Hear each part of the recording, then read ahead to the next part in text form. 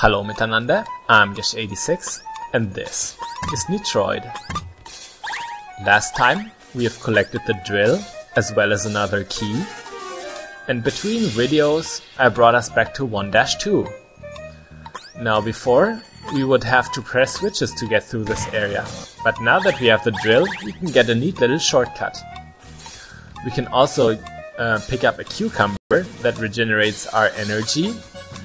Our energy regenerates on its own, but the cucumber gives it another little boost. It's not too much of an important item if you ask me.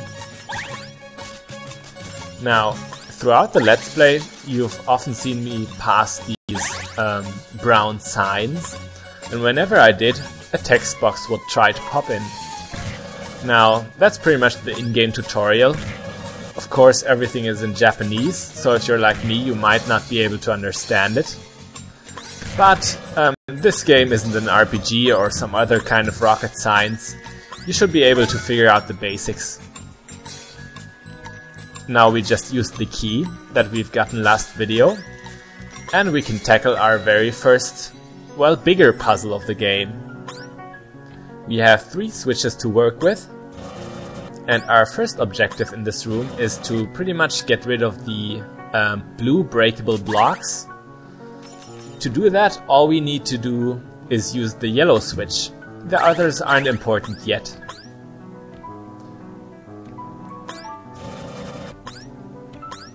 If you get stuck here, you can use the reset door on the lower level. You'll always be able to reach it. Now we've gotten rid of all the blue blocks. We've got to switch yellow off and the rest on. And with that, voila! The path is open. We can move on and also claim our prize for this little puzzle. It may have looked easy now, but on my first try at playing this game, it took me a good 10 minutes to figure this out. We have gained the Paralysis bomb. We can freeze enemies with it and also use them as platforms. Very handy. It's at least some kind of defense. I like how the icon looks. Fumes seem to come out of the Paralysis bombs like there's some kind of stink bombs or something. Nasty. Also, don't forget to switch on the red switch before you leave that area. If you don't, you're going to have to backtrack later. It will be a nuisance.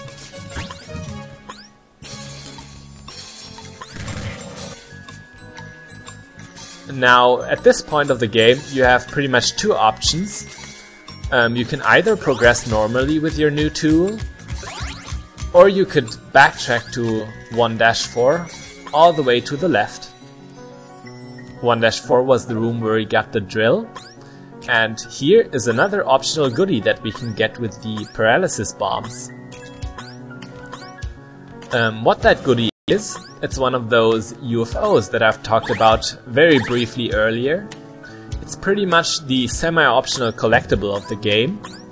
In the full version, you can trade them to Nue, who will give you upgrades if you've collected enough UFOs.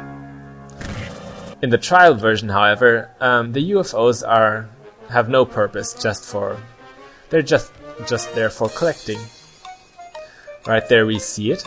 We have to lure the Kedama all the way to the left, and then misuse it as a platform.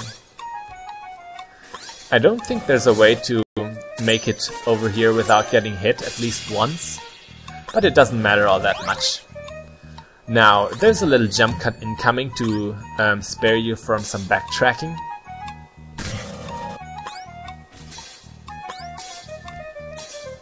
Just a few more seconds. There it is. I warped us back to 1-3. From here is the way where we would normally progress. Now there's lots of Kedama here. Luckily we can neutralize them. But only the very last brown one is the one that we need. Once again we needed to get up to a higher platform. Now this upper part is another little puzzle that pretty much revolves around using enemies as platforms and controlling their movement the way you want them to. Now that Kedama I kind of freed on the wrong side. It wastes a little bit of time, but it's not too bad. That door right there is a reset door, because you can get stuck in this puzzle.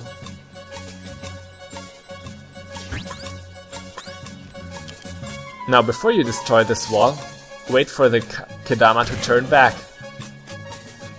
You need to trap it down on the lower level, otherwise you won't be able to get back up while the yellow switch is off.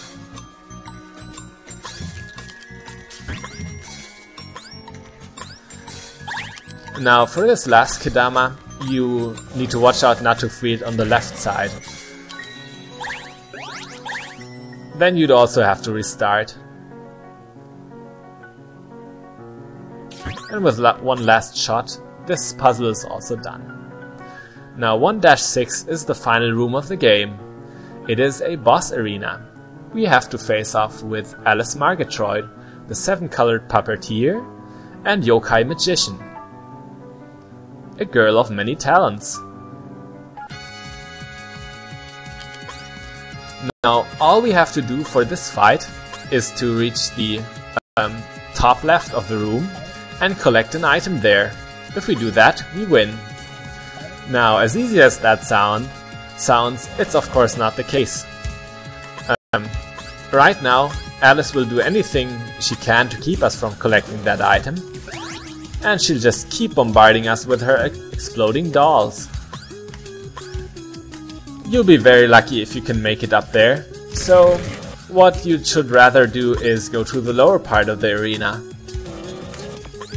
What you're supposed to do is pretty much get the dolls to hit Alice. You have to lure them to her. Now the first thing you have to do for this is free the red switch. Only the dolls can break away these brown blocks on the bottom. Now you have to switch that one off and build a bridge with the other ones. Now you should carefully follow that doll. I also forgot to destroy these blocks here. The dolls will destroy them after a while. Now when one doll has made it past the red barrier, be sure to switch back the red switch, because if you don't, the whole upper area will be swarming with dolls in no time. And you'll be in for a world of hurt, trust me. Also make sure that the blue switch is off. Kaboom! Look at that! I didn't know Alice was a Looney Tune. And after adding some insult to injury, we can slowly make our way up these platforms. We have all the time in the world for this, and get our item. With that, the trial version of this game will end. We have won, and after that we'll be sent right back to the title screen. Now this ends World 1 of Nitroid. I don't have the full version of this game yet, but when I do, I might continue this just where I left off. Depends on if I can actually get good at the game, of course. With that, I'm Gish86, this was Nitroid. Bis bald!